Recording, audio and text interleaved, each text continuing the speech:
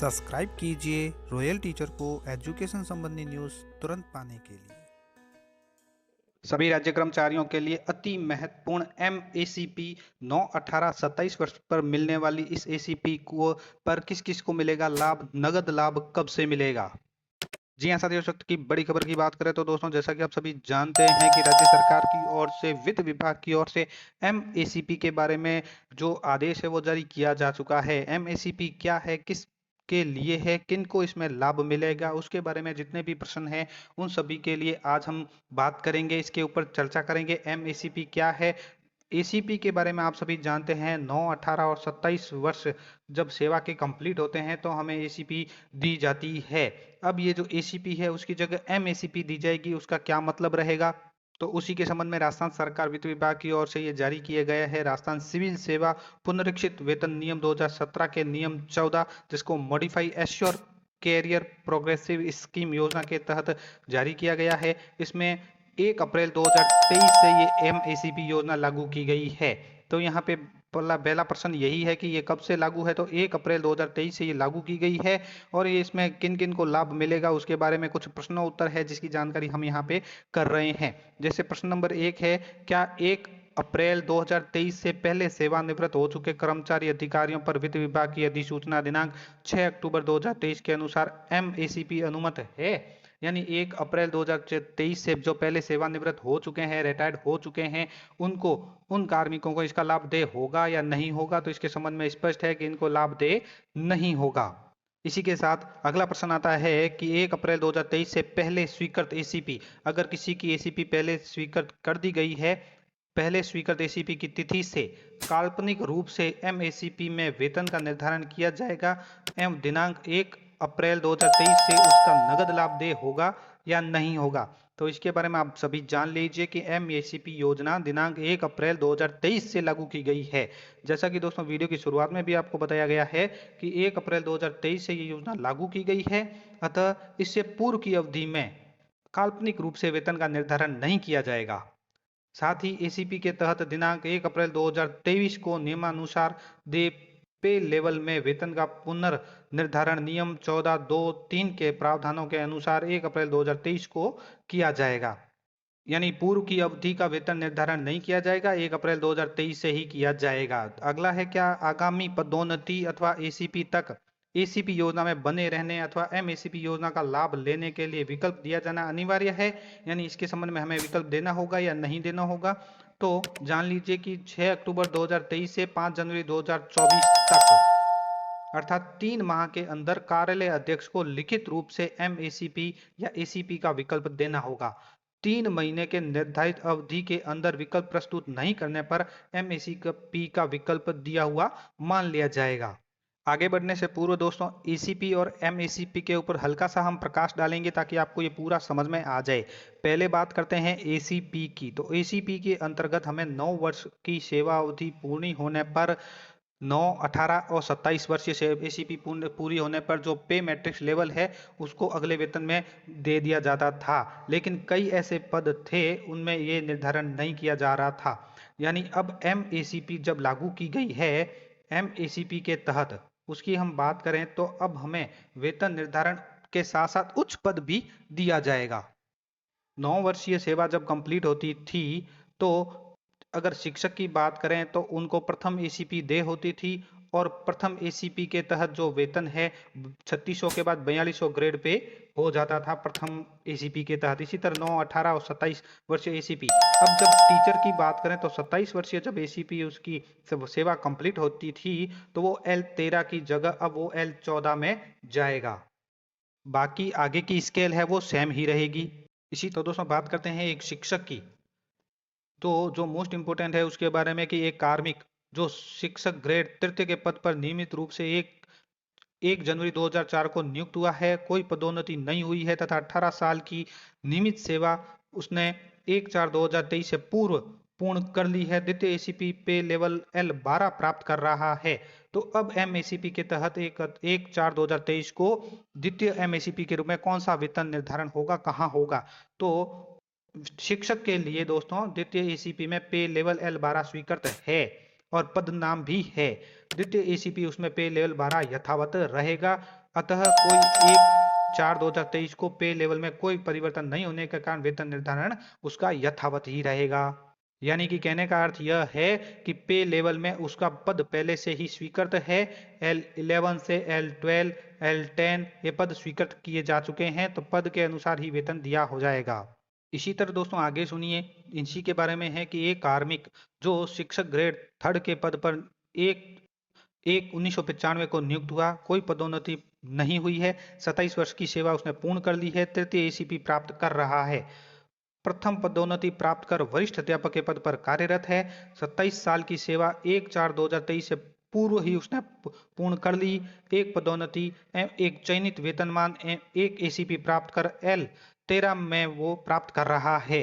अर्थात इस कार्मिक ने, जिसकी 1 अप्रैल 1995 को नियुक्ति हुई है, उसने 27 साल की सेवा भी पूर्ण कर ली है और एक एसीपी प्राप्त कर L13 में वेतन प्राप्त कर रहा है। अब उसका निर्धारण L14 में किया जाएगा। इसने 27 वर्ष की सेवा पूर्ण कर ली है, 27 वर्षीय तृतीय एसीपी वो प्राप्त भी कर रहा है, इसमें उसको L14 दे होगा। इसी तरह अगर ये कोई कार्मिक है जो वरिष्ठ अध्यापक के पद पर नियमित रूप से 1/1/2004 को नियुक्त हुआ है, कोई पदोन्नति प्राप्त नहीं हुई है तथा 18 साल की सेवा उसने 1/4/2023 से पूर्व पूर्ण कर द्वितीय एसीपी में पे लेवल L13 प्राप्त कर रहा है, तो उसका निर्धारण L14 में किया जाएगा। इसी तरह अगर कोई कार्मिक सीधी भर्ती से प्राध्यापक व्याख्याता के पद पर नियमित रूप से 12 को नियुक्त हुआ, उसकी कोई पदोन्नति नहीं हुई है, 10 साल की सेवा उसने 1/4/2023 से पूर्व प्राप्त कर ली है और L13 का वेतन प्राप्त कर रहा है, तो अब उसका L14 में पुनः वेतन निर्धारण किया जाएगा। इसी तरह आगे बात करें कि एक कार्मिक कनिष्ठ प्रारूप के रूप में नियमित रूप से नियुक्त हुआ तथा एक पदोन्नति प्राप्त कर वरिष्ठ प्रारूपकार के पद पर रहते हुए 27 साल की उसने सेवा पूर्ण कर ली है 1/4/2023 से पूर्व, तो और वो L12 में वेतन प्राप्त कर रहा है, तो उसका निर्धारण MACP के तहत L12 में निर्धारित किया जाएगा। बात करें अगले प्रश्न की, ये सभी प्रश्न आपके लिए जानना अति आवश्यक और अति महत्वपूर्ण है। 1 अप्रैल 2023 को MACP योजना के तहत MACP की स्वीकृति देने या पे लेवल के पुनर्निर्धारण के लिए सक्षम अधिकारी कौन है? तो इसके लिए नियुक्ति अधिकारी सक्षम अधिकारी रहेगा। नियुक्ति अधिकारी के द्वारा MACP पे लेवल की स्वीकृति दिए जाने के पश्चात वेतन निर्धारण संबंधित कार्यालय अध्यक्ष द्वारा किया जाएगा। यहाँ पे मोस्ट इंपोर्टेंट बात एक और आती है कि 1 अप्रैल 2023 को किन कार्मिकों का MACP पे लेवल में पुनः निर्धारण किया जाएगा। तो यहाँ पे जो मोस्ट इंपोर्टेंट बात है कि किन को लाभ दिया जाएगा, किन कार्मिकों के पे लेवल में पुनर्निर्धारण किया जाएगा, तो ऐसे कार्मिक, ध्यान से सुनिए, ऐसे कार्मिक जिन्हें नियम 14 के उपनियम 3 के प्रावधानों के अध्ययन दे पे लेवल से नीचे का पे लेवल स्वीकृत है, उनका MACP के तहत पे लेवल स्वीकृत किया जाएगा तथा नियम 14(2)(3) के प्रावधान के अनुसार MACP के दिनांक 1 अप्रैल 2023 को दे पे लेवल में समान स्तर पर वेतन निर्धारण किया जाएगा।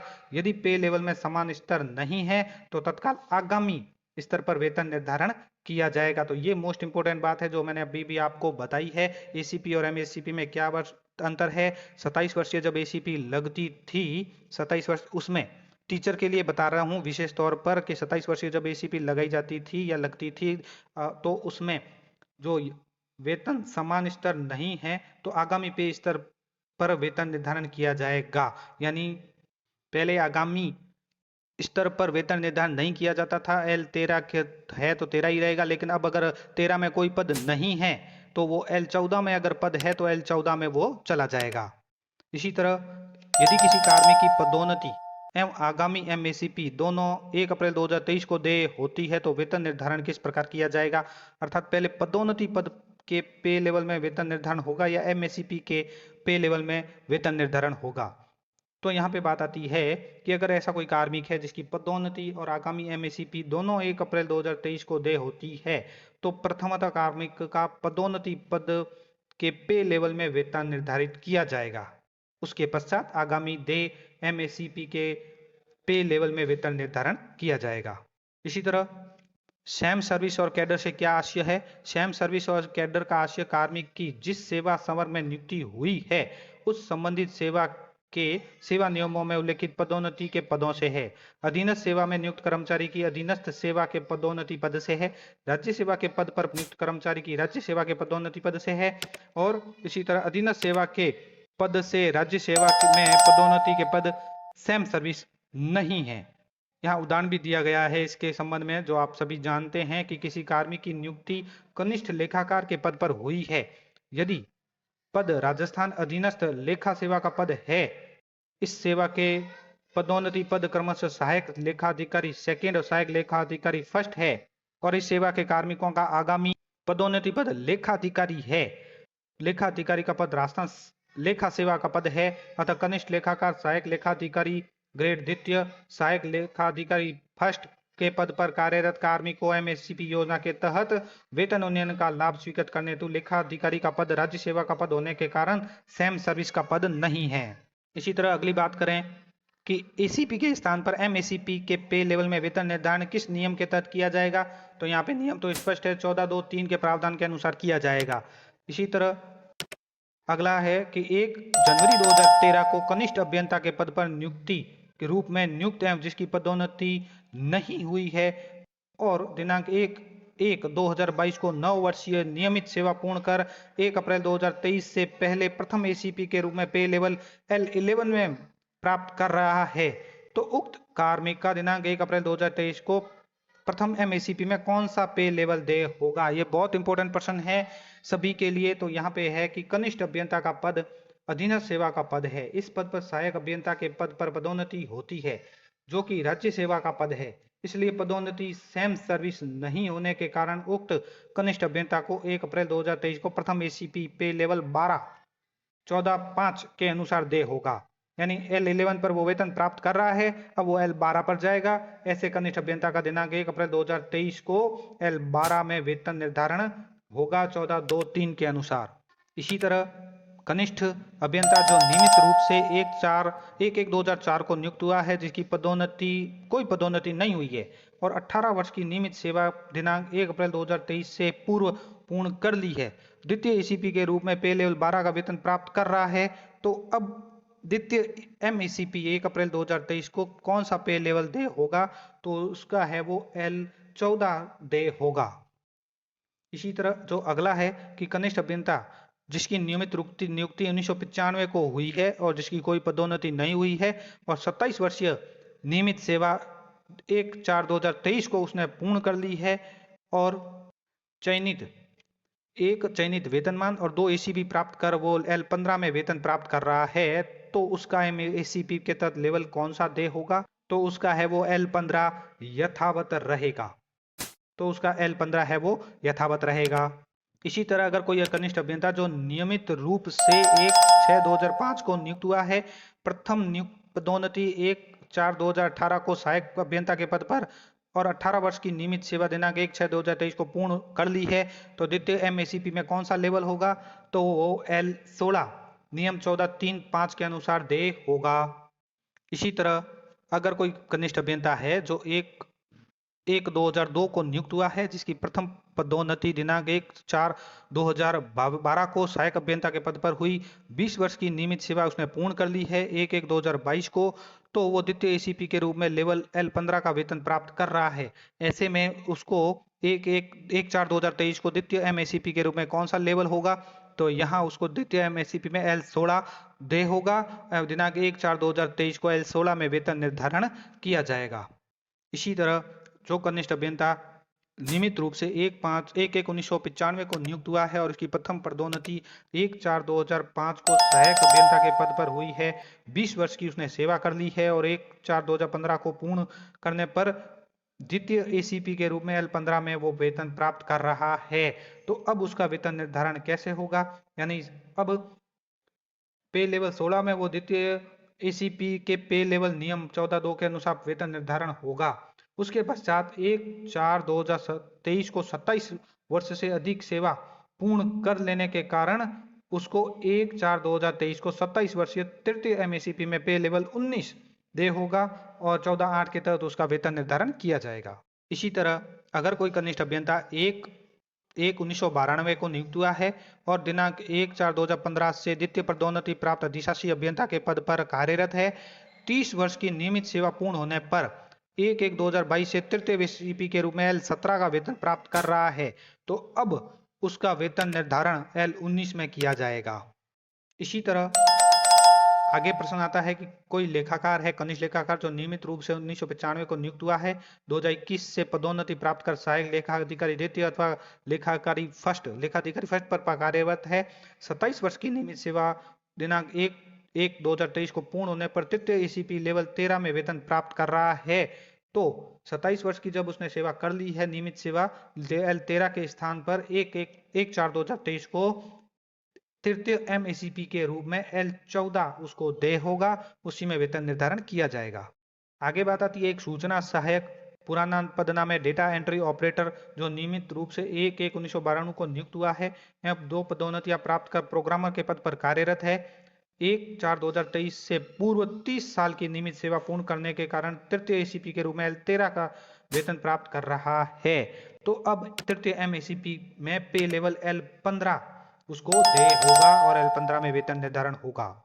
इसी तरह एक सूचना सहायक है जो 1/1995 को नियुक्त हुआ है, 2 पदोन्नति प्राप्त कर प्रोग्रामर के पद पर नियुक्त है, 1/4/2020 से कार्यरत है, उसको 2022 को 27 वर्ष की सेवा पूर्ण कर चुका है। तो उसका निर्धारण कहाँ होगा? तो उनका L15 में निर्धारण किया जाएगा। इसी तरह एक जो प्रोग्रामर है वो सीधी भर्ती 1/1/2013 को नियुक्त है, 1/1/23 को 10 वर्षीय प्रथम एसीपी में पे लेवल 13 में स्वीकृत है। तो प्रथम एसीपी में कौन सा लेवल देय होगा? तो उसको एमएसीपी में पे लेवल 15 देय होगा। 1/4/2023 को पे लेवल L15 में उसका वेतन निर्धारण किया जाएगा। इसी तरह एक प्रोग्रामर सीधी भर्ती में नियुक्त है और 1/1/1994 को नियुक्त है, जो पदोन्नति प्राप्त कर संयुक्त निदेशक के पद पर L18 में कार्यरत है। तृतीय एसीपी वांछित 30 वर्ष की सेवा पूर्ण नहीं होने के कारण तृतीय एसीपी स्वीकृत नहीं हुई है। तो 1/4/2027 से पूर्व 27 वर्ष की नियमित सेवा पूर्ण करने के आधार पर कौन सा पे लेवल होगा? तो उसको L20 देय होगी। इसी तरह अगली बात करें स्टेनोग्राफर के पद पर जो नियुक्त है, 1/4/1995 को नियुक्त होकर 2 पदोन्नति इसने प्राप्त कर ली है। और एपीएस जिसका पुराना पद नाम है सीनियर पीए के पद पर कार्यरत है और ये 2023 में उसने 27 वर्षीय नियमित सेवा पूर्ण भी कर ली है, तृतीय एसीपी पे लेवल 13 प्राप्त भी कर रहा है। तो उसका निर्धारण L14 में किया जाएगा। इसी तरह बात करें अधीनस्थ कार्यालय में स्टेनोग्राफर के पद पर जो नियुक्त है, 1/1/2002 को नियमित रूप से नियुक्ति होकर 2 पदोन्नति प्राप्त कर एपीएस के पद पर कार्यरत है, L12 में वेतन प्राप्त कर रहा है। 27 वर्षीय नियमित सेवा 2023 को उसने पूर्ण कर ली है। तो दोस्तों एसीपी और एमएसीपी के संबंध में ये थी कुछ बातें। उम्मीद है ये वीडियो आपको पसंद आई होगी। वीडियो पसंद आए तो जरूर लाइक शेयर और सब्सक्राइब कीजिए। पास में आने वाले घंटी के बटन को जरूर दबाएं। एजुकेशन संबंधी